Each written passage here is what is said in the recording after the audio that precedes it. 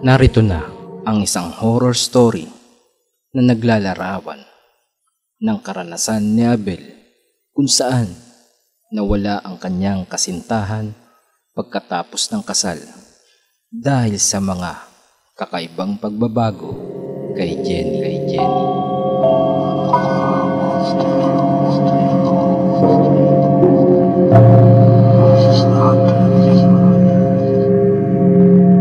Ang kasal na sumira sa lahat. Kwento ng pagkawala at kababalaghan.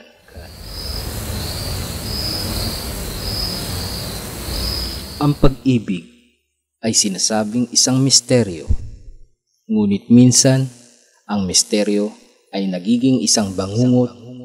Ito ang kwento ni Abel at Jenny. Sana namang kapapanabikan.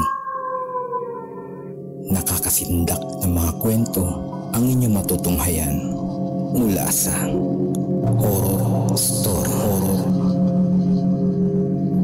Ako ang inyong tagapagayag ng mga kwento, kuro-kuro, nakakapanindig, balahibong Mama, mga wag kwento.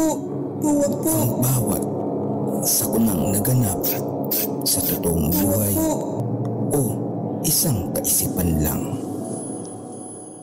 Ano sa tingin mo? Gusto mo na bang umpisahan na natin?